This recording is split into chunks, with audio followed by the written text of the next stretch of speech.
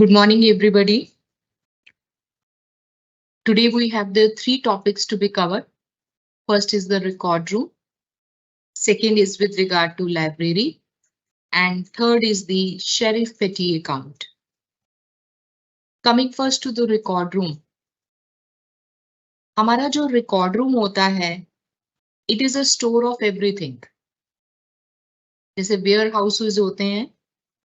After trial, after decision of the cases, after completion of the registers, everything has to be stored in the record room. And the in charge of the record room is the record keeper.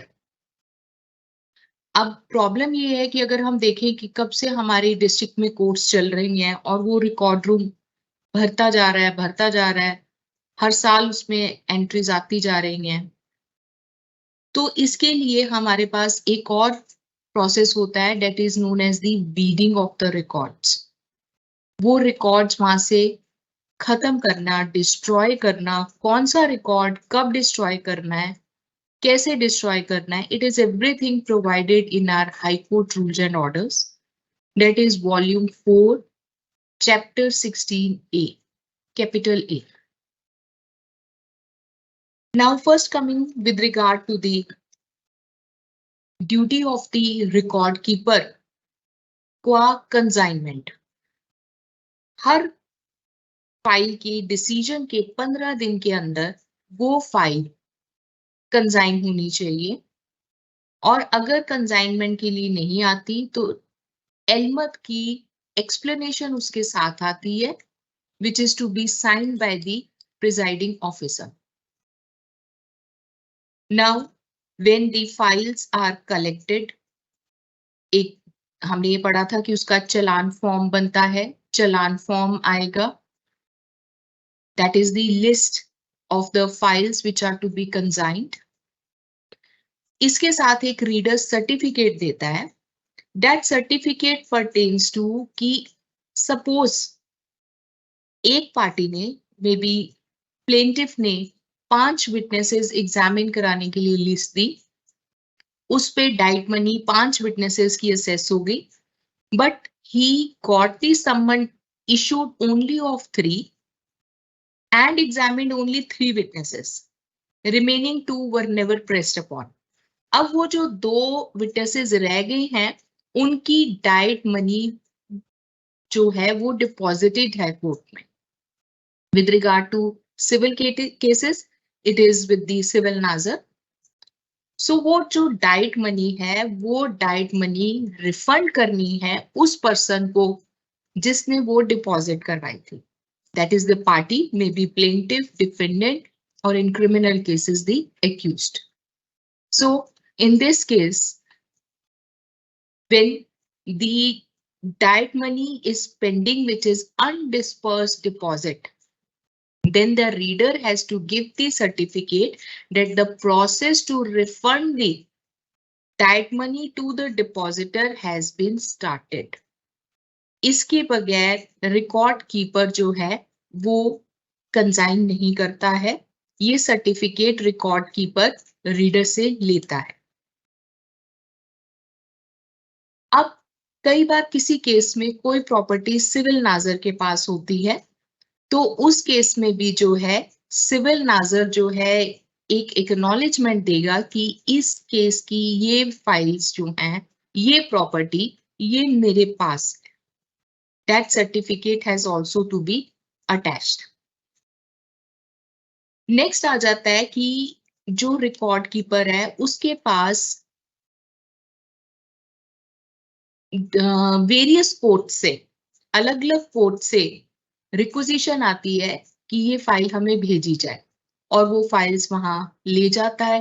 Evidence में कई बार वापस आ जाती है, कई बार वो file वहीं रख के आनी होती है. तो रिकॉर्ड कीपर को second day of the first month of quarter, quarter कौन सा हो गया, जनवरी, फरवरी, मार्च, इसका क्वार्टर होगा अप्रैल में. सो अप्रैल 2, देन अप्रैल में जून का क्वार्टर स्टार्ट होगा जुलाई में, that is the 2 July. Then जुलाई, अगस्त, सितंबर का अक्टूबर में, दैट इज 2 अक्टूबर। देन अक्टूबर, नवंबर, दिसंबर का जनवरी में, दैट इज 2 जनवरी को। इन सब मंथ्स की सेकेंड डेट को the record keeper has to check कि कौन सी फाइल्स मेरी गई हैं और कोर्ट्स में से वापस नहीं आई हैं, and he has to request for the इधर फॉर दैट वेरीफाई करें कि भी ये वहीं पे कोर्ट में पड़ी है, और अगर नहीं चाहिए तो वापस आ जाए। देयर आफ्टर जो हमारी फाइल्स कंसाइनमेंट के लिए गई थी उनका इंडेक्स चेक करना, उनकी स्टैंपिंग चेक करना कि whether they are properly punched और नॉट, प्रॉपरली साइंड है या नहीं है। हर डॉक्यूमेंट फाइल का साइन है, फाइल की स्टैंप लगी है, उस पे साइन है, हर एग्जिबिट साइन है, हर स्टेटमेंट साइन है, हर जिम्नी ऑर्डर साइन है, that is to be seen before consignment. अब कंसाइनमेंट के लिए एक कोर्ट फी भी उसको देखनी पड़ती है। अगर कहीं पे डेफिशिएंसी है, कोई कोर्ट फी मिसिंग है, तो फिर वो एलमत के नोटिस में लाएगा कि इसको कंप्लीट करो, और ये सब कंप्लीट होने के बाद वो अपने रजिस्टर में एंट्री करेगा। रजिस्टर में उसका जो रजिस्टर होता है that is to be entered by the record keeper, जिसमें with regard to consignment files है। अब ये तो हो गया कंसाइनमेंट के related. Next is the inspection. Inspection is not only conducted of the pending files, but it can be conducted of the decided files. And the inspection of the decided files is open to the public. That is provided again in volume 4, chapter 16C. So rule 1 states that it is open to the public. But in cases of POCSO, it has to be seen there is notification that it is for which parties can inspect and take the copies. Then the inspection of records of decided cases जो है वो उस time पे होगा, उस जगह पे होगा जहां वो उस हेडक्वार्टर में चल रहा है। कई जगह पे इंस्पेक्शन जो है सेल बने हुए हैं और कई जगह पे ये रिकॉर्ड रूम में ही होता है। Now this application for inspection, it must be in writing. और अगर सिविल केस है तो 1 रुपी कोर्ट फी स्टैंप लगती है, और अगर इंस्पेक्शन जो है decided case other than civil court case है, then it is chargeable of 2 rupees court fee stamp. अगर कंसेक्टिव डेट पे चल रहा है, कंटिन्यूसली डे टू डे चल रहा है, तो सेपरेट फ्रेश एप्लीकेशन की जरूरत नहीं है। This was added later on in rule 4 capital A. और अगर इंस्पेक्शन जो है आज की, उसके बाद 2 दिन बाद फिर करनी है कि रह गई है, तो फिर सेपरेट लगेगी। बट अगर कंटिन्यूसली में वो चल रही है, शाम को 5 बज गए हैं, नहीं कंप्लीट हुई है, नेक्स्ट डे होगी, then the same application will work. कुछ इंस्पेक्शन होती है दैट इज ऑर्डिनरी और कुछ इंस्पेक्शन होती है अर्जेंट। अब तो the files which are available in the record room, they are consigned, they have already been decided. But क्या होता है कि किसी कोर्ट में रिक्विजिशन होती है, और जिस कोर्ट में वो फाइल रिक्विजिशन है, उस दिन जिस फाइल के साथ वो रिक्विजिशन है उसकी डेट लगी हुई है, उसको उस डेट से पहले इंस्पेक्ट करना है, तो date will be counted as urgent. But in challan cases अगर उस डेट की भी करनी है, even then it is treated as ordinary. Urgent और ऑर्डिनरी की फीस में भी फर्क होता है। अब इंस्पेक्शन कराते हुए आपने कुछ बातों का ध्यान रखना है, वो ये कि किसी को भी इंस्पेक्शन करते हुए पेन यूज नहीं करने देना। कोई क्लर्क किसी भी एडवोकेट का क्लर्क खाली आ जाए तो वो इंस्पेक्शन नहीं कर सकता, वो अपने साथ जूनियर या वो एडवोकेट लेके आएगा, उनकी हाजिरी में वो इंस्पेक्शन कर सकता है। Only pencil is to be used, वो कोई भी नोट्स उतारेगा वो पेंसिल से उतारेगा, पेन जो है वो बिल्कुल ही वहां पर अवॉइड करना चाहिए। It should not be allowed for the inspection, अंदर ही नहीं लेके आना है, उनको बोलो पेन यहाँ टेबल पे रख के जाए। अगर पेन से किसी भी रिकॉर्ड पे कोई मार्किंग हो जाती है, कोई टैंपरिंग हो जाती है, then it is the responsibility of the record keeper who is custodian of the files at that moment. हमने पहले किया duty with regard to consignment, then inspection. Now coming to the destruction of records. जो record room में files पड़ी हैं, इनकी destruction कैसे है? जब जो डिस्ट्रक्शन है that is provided in the same volume 4, but chapter is 16F. Now destruction has to be again in the supervision of the record keeper. इसमें जो है this there is provided कि कौन से वेस्ट पेपर्स हो जाते हैं, उनको निकालना होता है, that are to be separated from the file. Then court fees जो है again it has to be check कि ड्यूली कैंसल्ड है या नहीं है। और जो हमारा वेस्ट पेपर हो जाता है, वो वेस्ट पेपर जो हम कहते हैं रद्दी बेचना है, ये जो रद्दी है हमारी कुछ जेल हैं जिनमें पेपर मेकिंग का काम चलता है। Those are called paper making jails. Haryana में ये है हिसार एंड अंबाला, पंजाब में है गुरदासपुर। सो पहले इन जेल्स पे जो आपके पास पड़ती है, उन जेल से पूछा जाता है कि आपको क्या इस पेपर की रिक्वायरमेंट है। अगर रिक्वायरमेंट है तो वहां भेजा जाता है, और अगर नहीं है तो ये ओपन मार्केट में कोटेशन लेके बेचा जाता है। जब जो इसकी सेल प्रोसीड्स आती है, उसको हम हेड नंबर है 21 XXI 21 Administration of Justice, Miscellaneous Fees and Fines, Judicial Record Room Receipts, ये उसमें डाल दें। So sale proceeds are credited under this head. अब बारी आ जाती है कि कौन सा रिकॉर्ड कितनी देर बाद डिस्ट्रॉय होगा। इसी चैप्टर में आगे है रूल 7, जो कहता है कि कोई सिविल सूट हो जाता है which is involving the title of immovable property, उसकी अपील सूट या कोई भी सूट, सिविल सूट या अपील जो किसी ऑफिस की सक्सेशन के बारे में है, किसी एडॉप्शन के बारे में है, किसी इंडिविजुअल डिक्लेयर करने के बारे में है, या किसी ट्रस्ट और रिलीजियस एंडोमेंट के बारे में है, तो ये परपेचुटी में रहता है। That is, the record has to be preserved in perpetuity and it has not to be destroyed. Thereafter execution में आ जाता है, उसमें attachment, sale, delivery जो immovable property के relating है।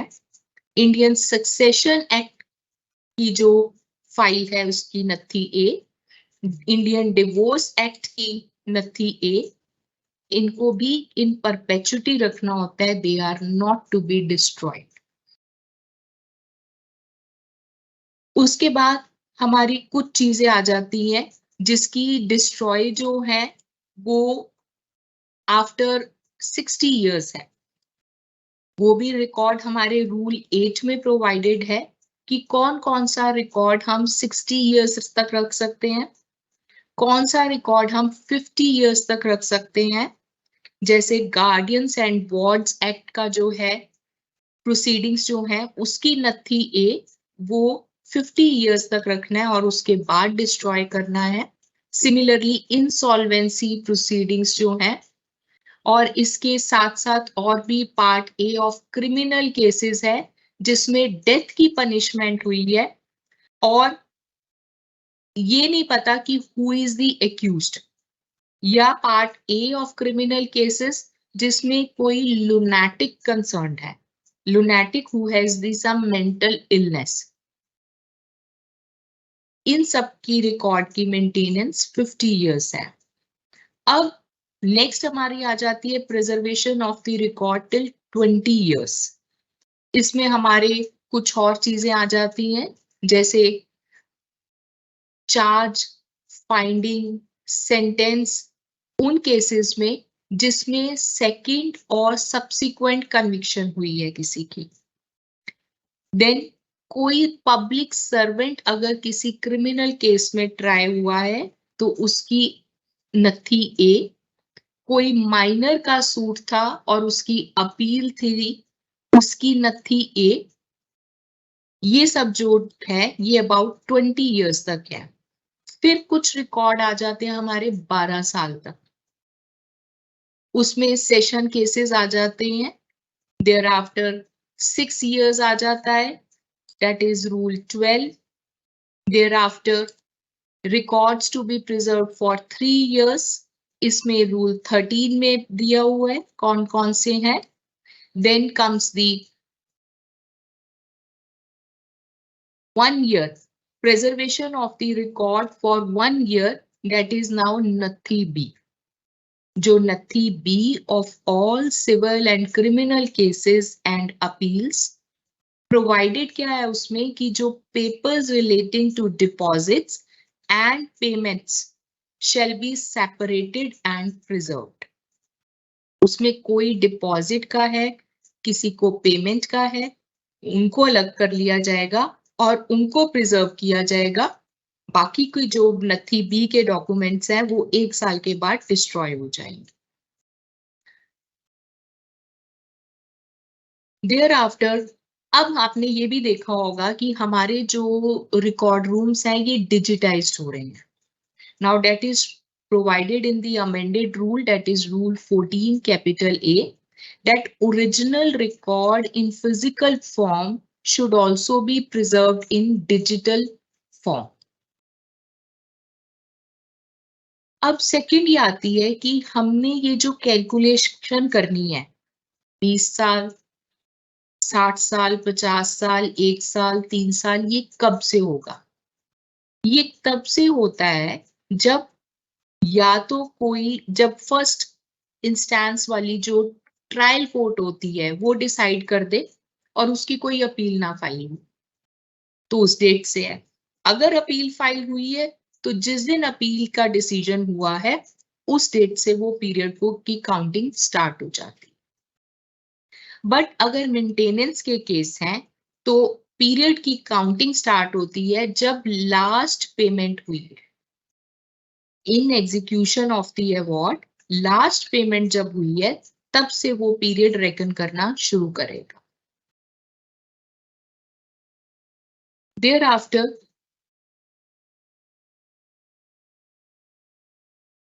जब ये रिकॉर्ड डिस्ट्रॉय होता है, आपके पास एक रजिस्टर पहले बना हुआ है जिसपे आपने गोशवारा नंबर दिया था at the time of consignment. आपने उसके आगे ये लिखना है कि ये रिकॉर्ड डिस्ट्रॉय हो गया है और कब डिस्ट्रॉय हुआ है। डिस्ट्रॉय का भी अलग से एक रजिस्टर है, उसमें भी उसका नंबर डलेगा, वो नंबर उसमें डाल के कि write this number, this record has been destroyed.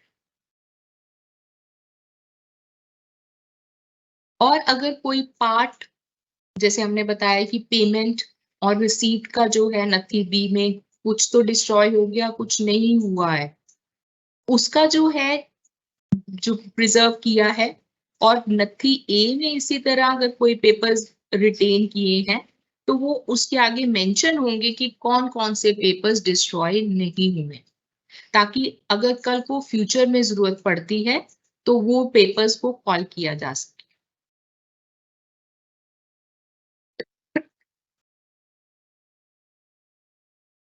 Now there are some registers which are to be maintained by the record keeper। एक तो आपका प्रिजर्वेशन विद रिगार्ड टू जब कंसाइनमेंट हो रही है तब है, उसके बाद दूसरा रजिस्टर है जो आप डिस्ट्रक्शन के लिए करते हो। तीसरा एक रनिंग रजिस्टर रहता है। दैट रजिस्टर इज कि जो भी फाइल किसी कोर्ट में जाती है तो उसका जो डॉकेट होता है आप वो फाइल की जगह रख देते हो, और जो फाइल है वो उसमें एंट्री रजिस्टर में एंट्री डाल के कि ये फाइल इस दिन इस कोर्ट में गई है वो भेज देते हो। Next register is of the return of the documents. ये हमने एलमद की ड्यूटी के टाइम किया था कि एलमद कौन से रजिस्टर मेंटेन करते हैं। एक रजिस्टर एलमद को मेंटेन करना होता है with regard to return of documents. वो रिटर्न ऑफ डॉक्यूमेंट्स का जो रजिस्टर है वो पेंडिंग केसेस का है। अगर वो फाइल डिसाइड हो चुकी है तो एक रजिस्टर आपके पास रहेगा। आपके पास कोर्ट से रिपोर्ट मांगी जाएगी whether this document जिसकी रिटर्न मांगी गई है एप्लीकेशन के through, whether this document is on the file, if it is so, when it was furnished, by whom it was furnished, and whether it is exhibited or not. जब उस पे order हो जाता है आप रिपोर्ट भेज देते हैं वो फाइल पे है डॉक्यूमेंट, तो जो एग्जिबिटेड डॉक्यूमेंट है उसकी रिटर्न करते हुए सर्टिफाइड कॉपी ऑफ डॉक्यूमेंट लगाना है, और अगर वो अनएग्जिबिटेड है तो अनसर्टिफाइड कॉपी लगा के आप उसको वापस दे सकते हैं। और उसके सिग्नेचर्स ऑब्टेन करने होते हैं उस रजिस्टर पे जहां पे वो मेंशन है। रिटर्न ऑफ डॉक्यूमेंट्स वाला जो रजिस्टर है उस पे उसके सिग्नेचर्स करके कॉलम में मेंशन्ड है कि कहाँ पर है, और प्रिजाइडिंग ऑफिसर के आप सिग्नेचर लेंगे जिन्होंने ये ऑर्डर किया था for return of the document. Now coming to some of the registers. जैसे हर फाइल की एक लाइफ है, कब वो डिस्ट्रॉय होगी, इसी तरह रजिस्टर्स की भी लाइफ है। बट कुछ रजिस्टर्स हैं which are provided in rule 18 जो इन परपेचुटी अगेन, जिनको प्रिजर्व फॉर एवर करना है, जो डिस्ट्रॉय नहीं होंगे। कौन से हैं? सिविल रजिस्टर्स हैं। सिविल रजिस्टर्स में सिविल सूट्स का रजिस्टर आ जाता है, मिसलेनियस सूट्स का आ जाता है, डिवोर्स एंड मैट्रिमोनियल केसेस का, LAC का, probate succession certificates, then record keeper का अपना रजिस्टर, जनरल रजिस्टर जो सूट्स और अपील्स के रिलेटिंग है, and register of document return. Criminal में आ जाता है रजिस्टर ऑफ सेशन ट्रायल और references which are made to the court of session, then register of trials of European British subjects, then record keepers general register of decided cases। 50 years के लिए कुछ registers preserve किए जाते हैं, that is provided in rule 19।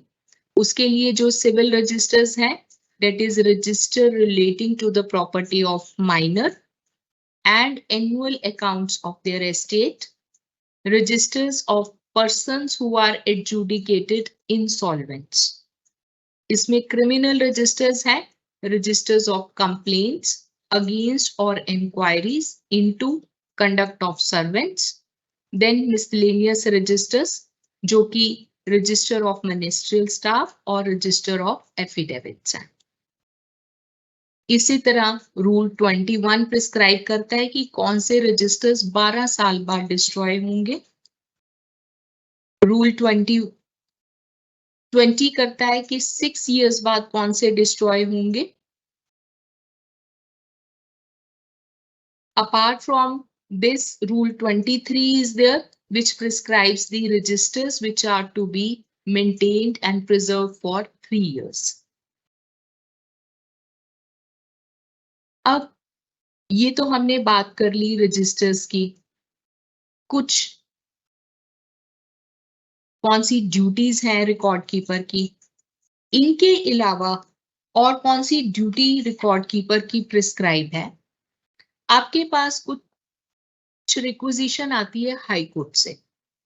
High court से आ जाता है कि ये फाइल भेजी जाए, अब वो ओरिजिनल फाइल नहीं भेजनी होती है. Now the photocopy of the file has to be sent. Original file जो है वो आप वहीं पे हेडक्वार्टर्स पे जो कोर्ट्स हैं, जो एपेलेट कोर्ट्स हैं, उनकी रिक्विजिशन पे भेजते हो. उसके लिए जो डॉकेट आया है वो डॉकेट को आप उस फाइल की जगह रख देते हो और फाइल भेज देते हो. सिमिलरली फाइल्स जो है, कई बार सर्टिफाइड कॉपीज चाहिए होती हैं उन डॉक्यूमेंट्स की, उनको प्रिपेयर करने के लिए कॉपिस्ट के पास भेज देते हो. देन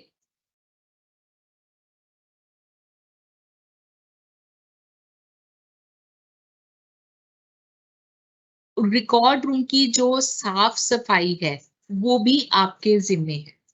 और सेकंड कि आपकी जो रिकॉर्ड में रूम जो है वो सारे का सारा फाइलों से भरा हुआ है.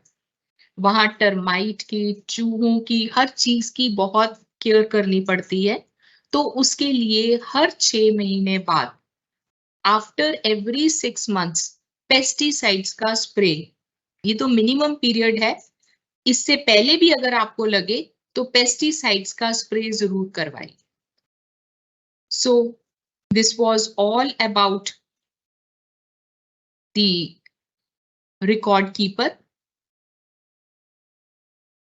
With regard to record keeper, आज आपका अपार्ट फ्रॉम दी जो शेड्यूल है for the work to be done in the practical, आप ये देखेंगे कि भी उनके जो रजिस्टर्स हैं वो कैसे मेंटेन हो रहे हैं और वो फाइलों को बांधते कैसे, क्या विलेज वाइज हैं या पुलिस स्टेशन वाइज हैं या कोर्ट वाइज हैं, ये आप देखेंगे. Next coming to the library. Library में ड्यूटीज ऑफ लाइब्रेरियन, और हर एक डिस्ट्रिक्ट पे एक सेंट्रल लाइब्रेरी होती है which is under the control of the district and session जज. इसमें एक रजिस्टर तो मेंटेन होता है ऑफ अ सेशन. कौन सी नई बुक आई है उसकी एंट्री होगी, उस बुक के ऊपर भी टाइटल पेज पे और अंदर के पेजेस पे स्टैंप लगेगी. That stamp will be of that district कि ये इस डिस्ट्रिक्ट लाइब्रेरी की बुक है और ये बुक किससे परचेज की गई है और अगर कहीं से आई है तो किससे आई है. That has to be mentioned. और अगर सेंट्रल लाइब्रेरी से कोई बुक इशू करवानी है तो that will not be without return application. अब इस लाइब्रेरी में 2 सेट्स ऑफ हर बुक के रहते हैं. One set is for the district and session जज and additional district and session judge, and second set is for the civil judges, that is the CGMs, additional civil judge senior division and civil judge junior division. अब कुछ books होती हैं जो कि government publish करती है, उसके लिए कोई पेमेंट नहीं देनी होती है और वो controller of printing and stationery जो पंजाब की चंडीगढ़ में है उससे ली जा सकती है. और बाकी जो बुक्स हैं, प्रिस्क्राइब बुक, हाईकोर्ट से लिस्ट आती है कि ये जो बुक्स हैं ये हर डिस्ट्रिक्ट में होनी चाहिए. अब वो लिस्ट के अकॉर्डिंगली अगर कोई बुक नहीं है तो वो बुक जो है उस पब्लिशर से खरीदी जा सकती है. और ये खरीदने के लिए जो एक्सपेंडिचर है वो हमारा हेडिंग है अदर कंटिंजेंसीज, उसमें से जाता है. हर ऑफिसर की 2 लाइब्रेरीज होती हैं अपनी, एक लाइब्रेरी कोर्ट में और एक लाइब्रेरी रेजिडेंस पे. रेजिडेंस पे कैंप ऑफिस में ये दोनों लाइब्रेरीज होती हैं. अब ये जो बुक्स इशू हर ऑफिसर को अलॉट हुई है, एक सेट ऑफ बुक्स जो अलॉट होता है जो बेसिक है for library of the residence and for the court, वो सेशन रजिस्टर में तो आ गया. उसके अलावा उसकी लिस्ट उस ऑफिसर के ऑफिस में जाती है कि ये लिस्ट आपके बुक्स आपके पास हैं और उसमें से रीडर चेक करता है कि ये वाकई बुक्स हमारे पास आई हैं और अपने लाइब्रेरी रजिस्टर में एंट्री करता है। अपार्ट फ्रॉम दीज बुक्स, जो जुडिशियल ऑफिसर्स हैं उनको ऑनलाइन या ऑफलाइन कंप्यूटर के जर्नल्स दिए गए हैं, जो कि पहले लॉ फाइंडर और एससीसी था, अब तो मनुपात्रा, लेजिट क्वेस्ट, इसमें से जो भी ऑफिसर चाहता है उसके चॉइस के अकॉर्डिंगली वो मिल जाता है।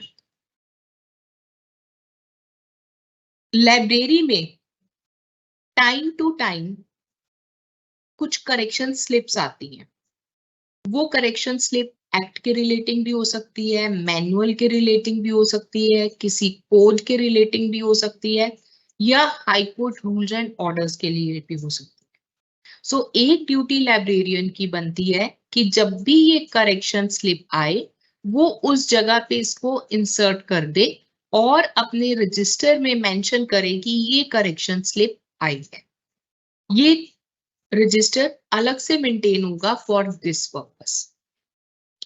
और कुछ हमारे जो पब्लिशिंग है manuals of the law journals, वो सीरीज वाइज आती है। सीरीज वाइज मतलब पीरियोडिकली 15 दिन भी बाद भी है, कुछ महीने बाद भी है। तो ऐसे जब आती हैं तो उनको पहले एक एक करके इकट्ठा करना होता है। हर महीने आ गई लगा दिया, दूसरी आ गई वहीं रख दिया, तीसरी आ गई वहीं लग गया। 12 जब इकट्ठी पूरे साल की होगी, अगर वो मंथली है, अगर वो क्वार्टरली है तो 4 आएंगी, अगर वो फोर्टनाइटली है तो 24 आएंगी। तो उसके अकॉर्डिंगली अगर वो कंप्लीट जब year and of the year हो जाती है, फिर उनका एक वॉल्यूम बना के उनको बाइंड करवाना है। देयर आफ्टर जब भी कोई ऑफिसर की ट्रांसफर होती है, then it becomes the duty वो चेक करना कि भी जितनी बुक्स उस कोर्ट को दी गई थी for court library as well as for residence library वो कंप्लीट सेट वापस है। क्या होता है, कई बार बुक्स घर गई होती हैं ऑफिसर के, तो वो इधर उधर मिक्स हो जाती हैं। So confirm it and you can request the officer कि ये जो बुक्स हैं ये आपके पास पेंडिंग है। अब ये जो हमारी बुक्स भी जो हैं, as the files registers get old, similarly the books also get old. So इनकी भी weeding out होती है। हर प्रिजाइडिंग ऑफिसर से ये मांगा जाता है कि कौन सी बुक जो है वो वीड आउट करनी चाहिए लाइब्रेरी में से, क्योंकि नई अमेंडमेंट्स आती रहती हैं, नए एडिशंस आते रहते हैं। So on the recommendation of the presiding officers through the district and session judges, the orders are obtained from the high court कि कौन सी बुक्स जो हैं वो वीड आउट हो जाए।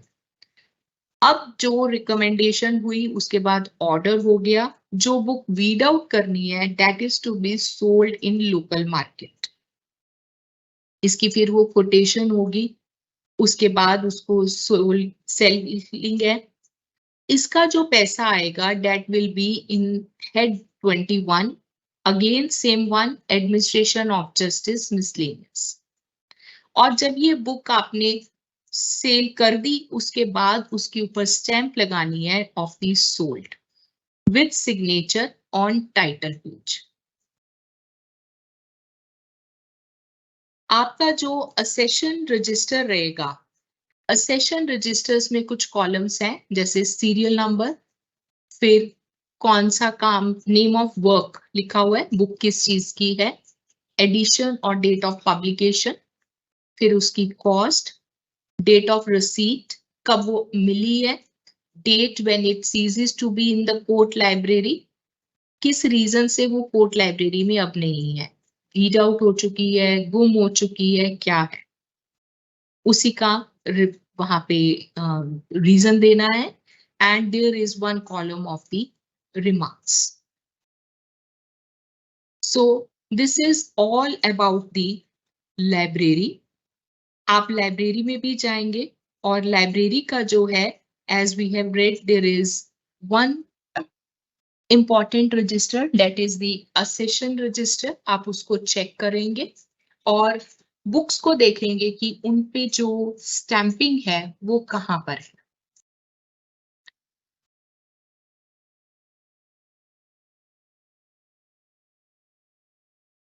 हमारा जो अब थर्ड टॉपिक रहता है that is the sheriff petty account. पेटी अकाउंट का क्या मतलब है? जो छोटे छोटे अकाउंट्स हैं, छोटी छोटी अमाउंट्स हैं। और शेरिफ जो है ये हमारा टर्म पुराने ड्यूरिंग ब्रिटिश टाइम से चला आ रहा है। हमारे जो high court rules and orders volume 2 chapter 8 part A से लेके ई तक दो तरह के अकाउंट्स डिस्क्राइब्ड हैं। One is the sheriff petty account and another is the civil deposit accounts. So these accounts are maintained by civil nazar. Sheriff petty account जो mainly deal करता है that is with the amounts जो summons के लिए receive होता है for process serving agency. देन दोनों के डिफरेंट प्रोसीजर्स हैं। मैं आपके साथ शेरिफ पेटी अकाउंट लूंगी और दूसरे फैकल्टी जो है वो आपके पास साथ जो है सिविल कोड डिपॉजिट अकाउंट लेंगे। आई डोंट नो ले चुके हैं या भी है उनका। अब हमारे पास शेरिफ पेटी अकाउंट में और वैसे दूसरे अकाउंट में भी तीन तरह की बुक्स आती हैं। पहली है रजिस्टर ऑफ रिसीट्स जिससे अमाउंट आया। सेकंड है रजिस्टर ऑफ डिस्पर्समेंट जो अमाउंट गया। Then is the cash book, दोनों का आने जाने के बाद कितना अमाउंट नाजर के पास हाथ में है that is the cash book में मेंशन होता है।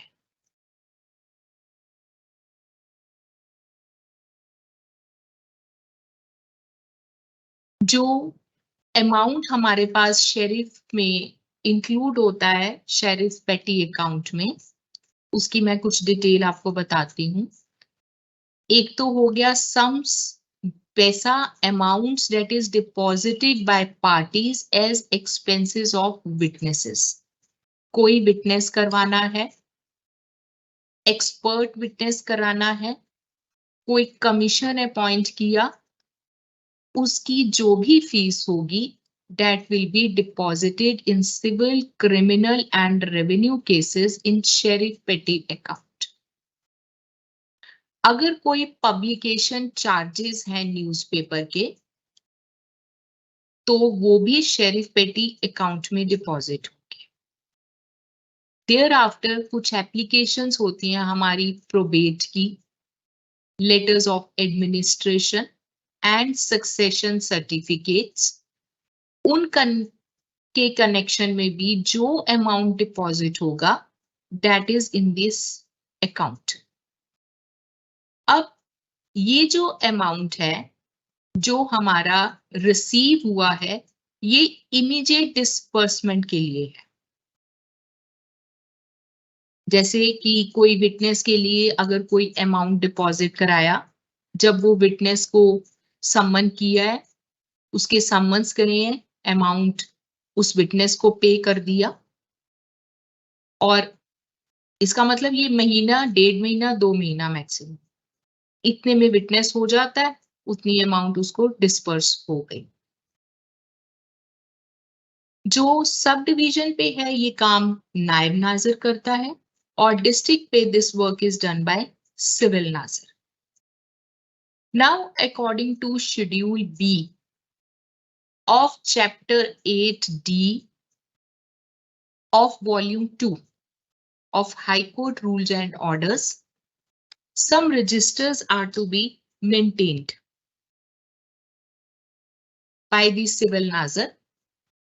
Those registers जैसे हमने 3 अभी बताए हैं, register of receipt, register of disbursement, cash book register, treasury passbook.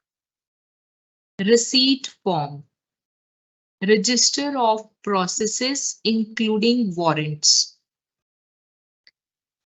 तहसील एक डिस्ट्रिक्ट से है, दूसरा तहसील से. Then notebook of process server, उनके लिए नोटबुक जो लगाई जाती है. Then payment order form, then challan form, then cheque form, form number 29, form number 30, stock book of forms of receipt books और चेक बुक, जो चेक बुक और रिसीट बुक इशू हुई है उसका स्टॉक बुक का register. Then intermediate register of money orders. और civil nazar जो है, सिविल जज सीनियर डिवीजन जो भी उस डिस्ट्रिक्ट में होते हैं उनके अंडर काम करता है. Now, what are the various duties of civil nazir in respect of this account? First responsibility is that he has to properly upkeep the accounts and for the security of the cash in his hands. Accounts तो है, but उसके हाथ में amount रहता है जो civil नाजर headquarter पे है, उसके पास 20,000 इन कैश रहता है और जो नायब नाजिर सब डिवीजन पे है उसकी लिमिट 10,000 की है. Then next duty is Nazir is allowed to receive the money in cash without remitting it to the treasury and to make payments out of the money in his hand. So he can make the money amount, payment of the amount जो उसके हाथ में है. That is at district 20,000 and at subdivision it is 10,000. But at the end of the month, जैसे 31 जुलाई आने वाली है, उस दिन ये सारे का सारा कैश नाजिर और नायब नाजिर ट्रेजरी में डिपॉजिट करवा देंगे. First day of every month नया अकाउंट शुरू होता है. एक रजिस्टर है जो रजिस्टर ऑफ रिसीट्स हमने कहा है, तो नाजिर को ये ध्यान रखना पड़ता है कि जो भी उसकी पेमेंट है वो अगेंस्ट दीज डिपॉजिट्स हो, इसके अलावा नहीं है. ये नहीं है कि वो कहीं भी अपनी मर्जी से वो पैसा खर्च कर सकता है. Thereafter, the next duty of the Nazir is to verify the balance of the cash in the cash book of the agency and in the treasury book. आपको मैं ये बताऊं कि जो हमारा रजिस्टर ऑफ डिपॉजिट्स है या रिसीट्स कह लीजिए, इसमें जब अमाउंट आता है, अमाउंट कैसे आएगा? जो अमाउंट आया है, कोई अमाउंट की रिसीट इशू हुई है तो उसका रिसीट नंबर लगेगा, सीरियल नंबर पे होगा, उस केस का नाम होगा, किसने जमा करवाया है, किस पर्पस के लिए जमा करवाया है, ये सारी एंट्री हो गई. सपोज एक प्लेंटिफ ने 2 विटनेसेस के सम्मन के लिए अमाउंट जमा करवाया, डाइट मनी. अब एक हफ्ते बाद वो विटनेसेस आ गए और उनको वो पेमेंट करनी है. उसके 200 रुपए जमा हुए हैं, वो जो पेमेंट उसको 100 रुपया दोनों विटनेसेस को कर दी, that will be entered in the register of the disbursement. Second register था रजिस्टर ऑफ डिस्पर्समेंट. अब उसमें जो सीरियल नंबर है, ये सीरियल नंबर डिस्पर्समेंट वाला रजिस्टर का serial number register of receipts में होगा. आगे एंट्री होगी कि इस नंबर से ये पेमेंट हो चुकी है, और उधर रजिस्टर ऑफ डिस्पर्समेंट में ये वो नंबर लिखा जाएगा जो रजिस्टर ऑफ रिसीट में है. सो ये आपस में एंट्रीज को रिलेट कर जाती हैं. अगर आपको एक रजिस्टर खोल के देखना है कि दूसरे रजिस्टर में उसकी एंट्री कहाँ है, तो आप उसी एंट्री से देख सकते हैं। देयर आफ्टर कितना अमाउंट डेली का डेली आया है और कितना अमाउंट डिस्पर्स किया है, जो बाकी अमाउंट रह गया है, that is maintained in the cash book register. So ये कैश बुक इन दोनों रजिस्टर्स का खाता अलग से मेंटेन करता है। सो ये आपस में जो एंट्रीज हैं ये सारी टैली करनी चाहिए। आज आप जब ये शेरिफ पेटी अकाउंट के लिए सिविल नाजर के पास जाएंगे, आप 2 एंट्रीज नाजर को बोलिए, बताएगा कि कैसे डिपॉजिट हुआ, उसको हम कैसे डिस्पर्समेंट में देख सकते हैं और उसकी कैश बुक में कैसे entry. So like this it has to be verified daily to daily. Even जब नाजर छुट्टी पे चला जाता है, वो एक दिन भी छुट्टी पे गया है, उसका काम कोई और संभालेगा, बट उसकी ये ड्यूटी बनती है कि जब भी वो वापस आएगा विद इन 1 वीक वो उस दिन का सारा अमाउंट टैली करेगा, receipt, disbursement and cash book. So this is the duty of the civil नाजर with regard to these 3 registers.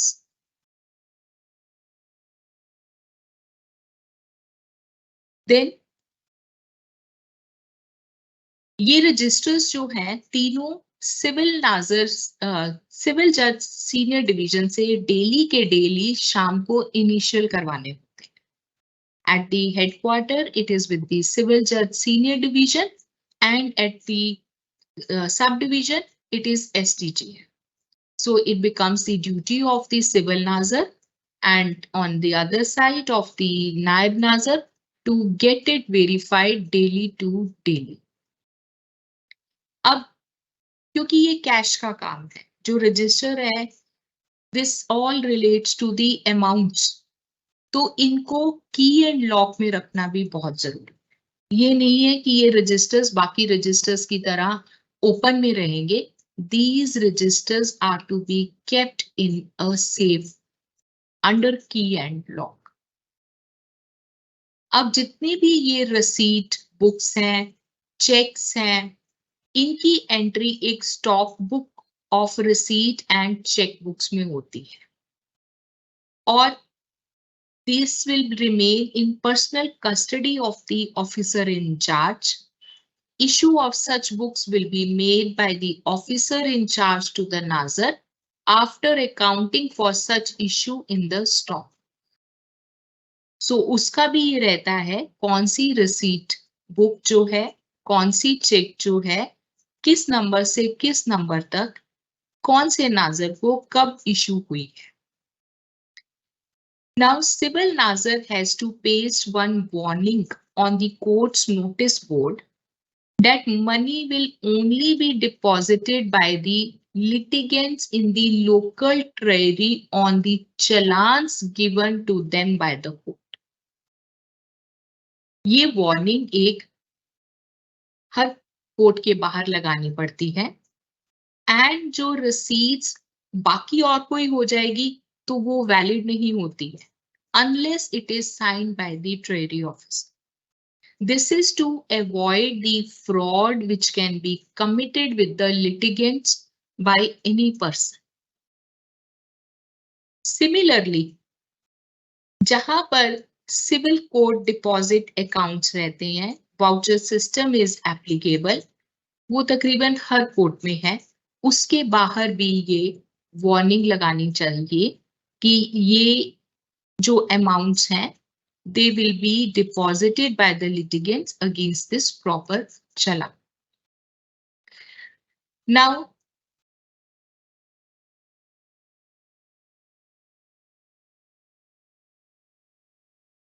ये मैंने आपको रजिस्टर्स दोनों का, कैश बुक का और तीनों रजिस्टर्स, इसका मेनली ब्रॉडली बता दिया है कि कैसे होगा, कैसे अमाउंट जो है वो अकाउंट फॉर करना है, वेरीफाई करना है कि कोई भी मिस्टेक ना हो।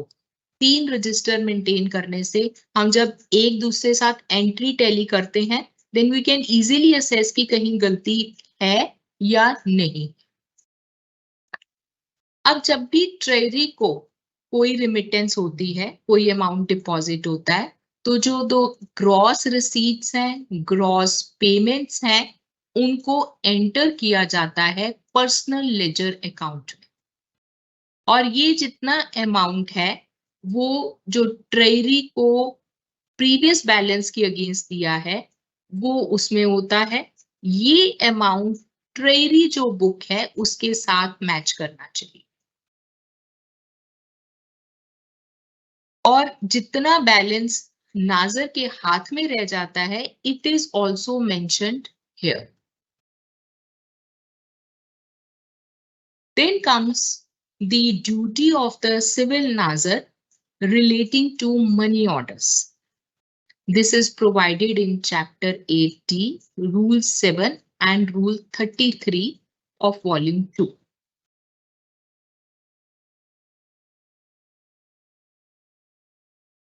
Whenever money is received by money order, the nazar must enter the particulars to identify the transaction in the court's intermediate register. This is another register. इसको कहते हैं court's intermediate register. Now the officer in charge of the agency will then initial the intermediate register and even the money order receipt. तो जो भी in charge हैं respectively eight the sub division and the headquarter, उनकी signatures इस register पे भी करवाने हैं और मनी ऑर्डर की रिसीट पे भी। ऑफिसर इंचार्ज को क्या देखना पड़ता है कि जितनी भी एंट्रीज इंटरमीडिएट रजिस्टर में हैं are cleared by transfer entries to the appropriate register of receipts. जो रिसीट की रजिस्टर है उसमें भी वहां पे क्लियर हो जिस दिन वो आई है। और अब पहले इंटरमीडिएट रजिस्टर पे साइन थे, अब वो एंट्री रिसीट रजिस्टर में भी चली गई है, तो इन दोनों पे साइन होंगे और इससे वेरिफिकेशन हो जाएगी कि अमाउंट सेम है। Then further it clarifies that pays received through the post office for the amount sent by money order should be pasted in a guard file. हमारे पास जो मनी ऑर्डर्स आए हैं उनकी जो रिसीट आई है उसको हमने कहाँ लगाना है, उस फाइल का नाम है गार्ड फाइल। अब जो पेमेंट ये मनी ऑर्डर से आई है ये डिस्पर्स भी होगी। जब ये डिस्पर्स होगी तो उसकी एंट्री रजिस्टर ऑफ डिस्पर्समेंट में भी जाएगी। तो रजिस्टर ऑफ रिसीट और डिस्पर्समेंट के अलावा हमारे पास यहाँ इंटरमीडिएटरी रजिस्टर आ गया और गार्ड फाइल भी साथ आ गई, दो चीजें ऐड हो गई। Now coupons of money orders received should be pasted in a separate guard file and a reference to their number in the guard file of the register of receipts. उसका जो money order का coupon जो होगा उसकी separate एक guard file बनेगी और उसकी एंट्री रजिस्टर ऑफ रिसीट्स में होगी। सो नेक्स्ट जो आज आपने देखना है, पहले तो एक एंट्री जो इन कैश डिपॉजिट हो रही है, दूसरी एंट्री जो मनी ऑर्डर से आई है। Then is the preparation of refund.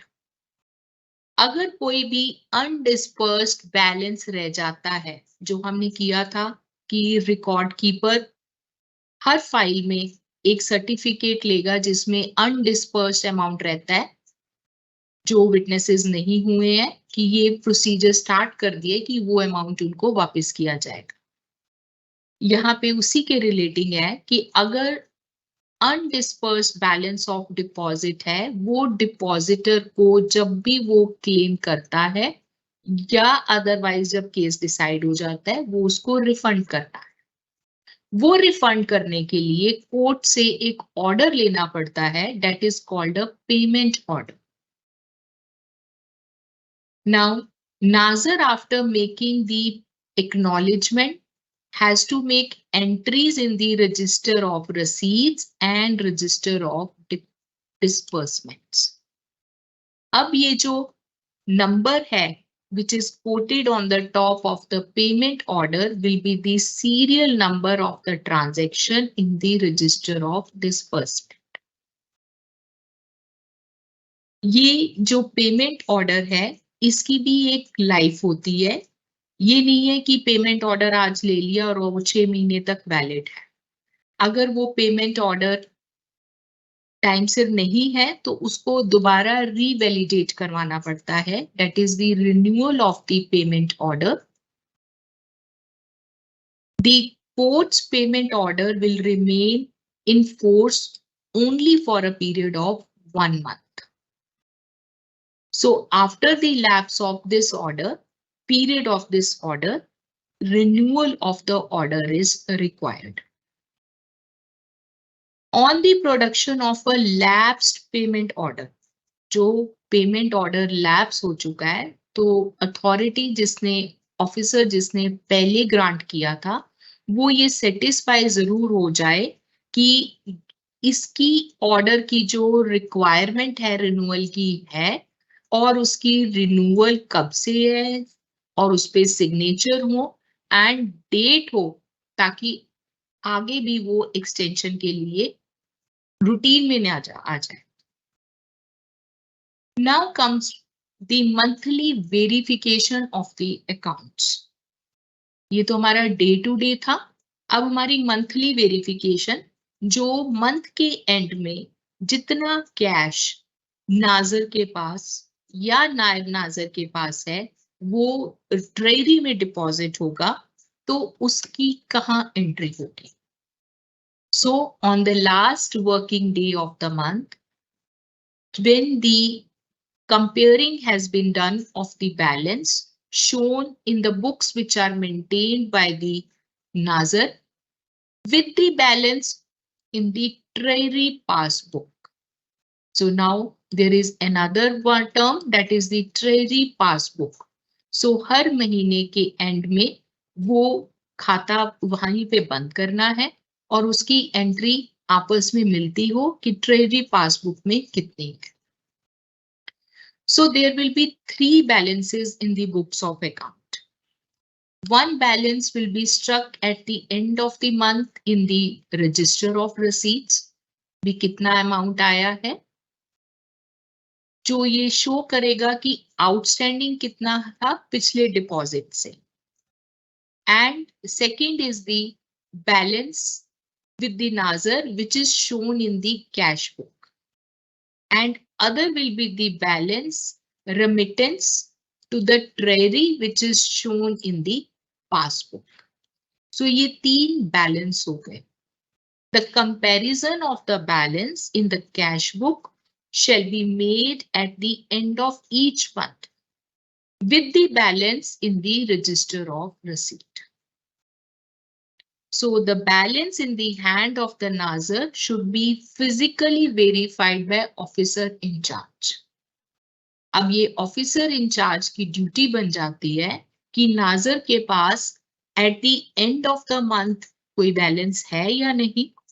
And this duty is not only at the end of the month. The officer incharge can look for surprisingly कि आज तुम्हारे पास कितना अमाउंट है. सो जब भी ये चेकिंग होती है at the end of the month एक सर्टिफिकेट देना होता है. That certificate is given one by the officer. उस पे होता है कि I have myself today counted the cash in the hand of the nazir under the head sheriff's petty account and find that the amount to rupees itna as shown in the cash book is there. So this verification can be made surprisingly and the balance should be checked by the officer in charge with the treasury passbook at the beginning of each month again. अब अगला महीना जब शुरू होगा फिर नाजर के पास 20,000 रुपए आ सकता है वो अपने पास इन कैश रख सकता है और देन अगेन वो ही प्रोसेस चलता जाएगा। अब नाजर जो सर्टिफिकेट देगा कैश बुक में वो होगा I have today compared the treasury balance as shown in the books of the agency with the balance shown in the treasury passbook and I find that they agree। दोनों आपस में tally करते हैं और अगर कोई डिस्क्रिपेंसी मिलती है, ऑफिसर इंचार्ज ने चेक किया, उन्होंने सर्टिफिकेट दे दिया पहले तो कि कोई डिस्क्रिपेंसी नहीं है और it is according to the cash book. But अगर कोई डिस्क्रिपेंसी मिलती है तो इमीडिएट स्टेप्स लेने हैं टू करेक्ट द एरर।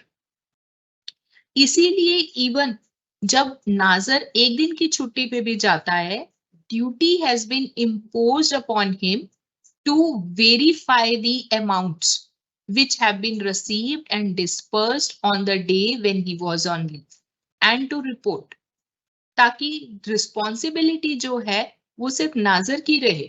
नाजर कल को आके ये ना कहे कि जी मैं उस दिन छुट्टी पे था इसलिए ये पीछे गड़बड़ हो गई। Now if the accounts can not be reconciled, error कम करने के लिए दोबारा से काउंटिंग की, सब कुछ देखा, टैली किया, बट हो जाता है तो बहुत बढ़िया, अगर नहीं होता है तो मिडल ऑफ द मंथ तक अगर नहीं है तो फिर ये डिस्क्रिपेंसी उसी time learned district and session जज के नोटिस में पर्सनली लेकर आएंगे वो ऑफिसर। और अगर उस महीने के एंड तक भी नहीं होता then it becomes the duty of the learned district and session judge to send a report to the Honorable High Court and to the Accountant General. So उस महीने के एंड तक रिपोर्ट्स दोनों जगह पहुंच जाती है। Now coming to annual audit of the Sheriff's Petiaca.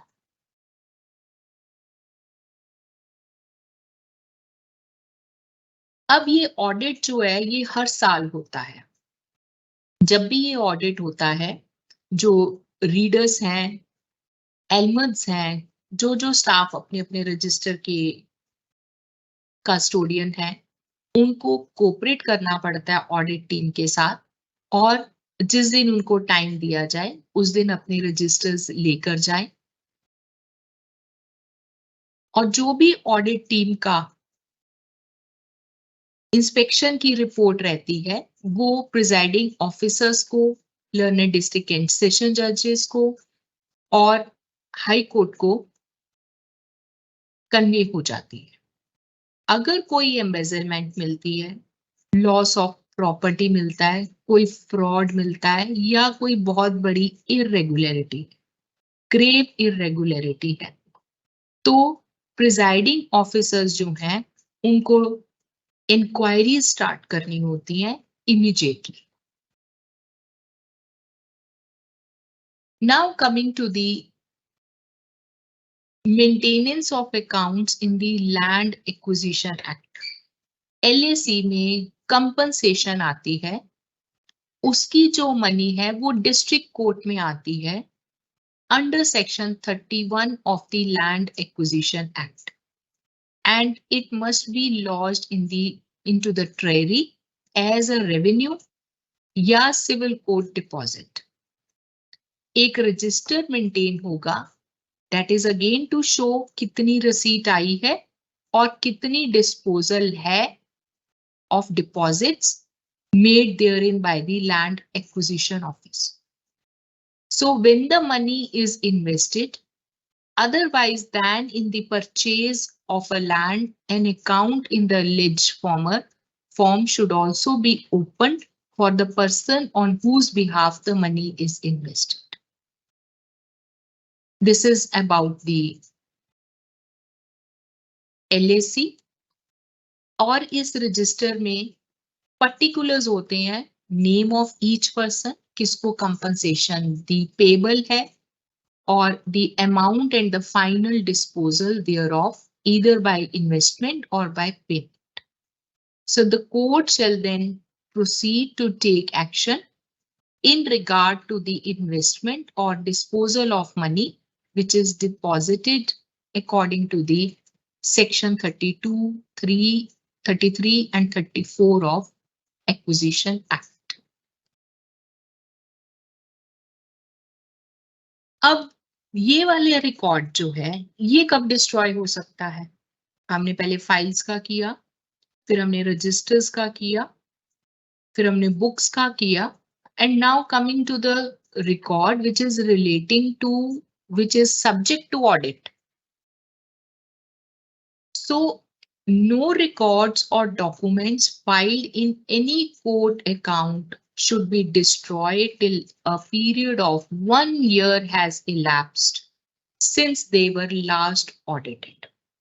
अगर ऑडिट ठीक हुआ है, कोई ऑब्जेक्शन नहीं है, तो उस ऑडिट के 1 साल खत्म होने के बाद डिस्ट्रॉय हो सकता है। बट अगर लास्ट ऑडिट में कोई ऑब्जेक्शन है, कोई रिमार्क है, तो जब तक वो ऑब्जेक्शन रिमूव नहीं हो जाता, तब तक रिकॉर्ड रीड आउट नहीं होगा। It will not be destroyed. And और जो ऑब्जेक्शन था वो रिमूव होने के 1 साल बाद, यहाँ पे भी अगर वो रिमूव हो जाता है, जब रिमूव होता है तो उससे 1 साल के बाद वो रिकॉर्ड डिस्ट्रॉय किया जा सकता है।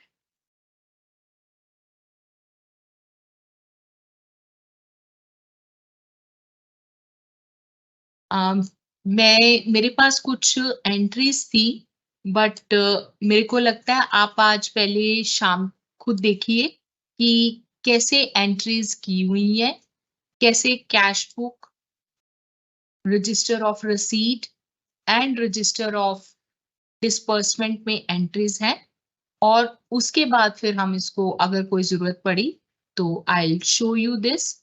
अदरवाइज जो आपके पास प्रैक्टिकली वहां पर होगा डेट वुड बी बेटर। और प्लीज आज सिविल नाजर्स के पास जाके शेरिफ पेटी अकाउंट की cash deposit, money order, treasury passbook, cash deposit के साथ जो तीनों रजिस्टर्स रिलेटिंग है, और इंटरमीडिएटरी रजिस्टर गार्ड फाइल, इनको जरूर चेक कीजिए। So will meet in the evening at 4:30। Thank you.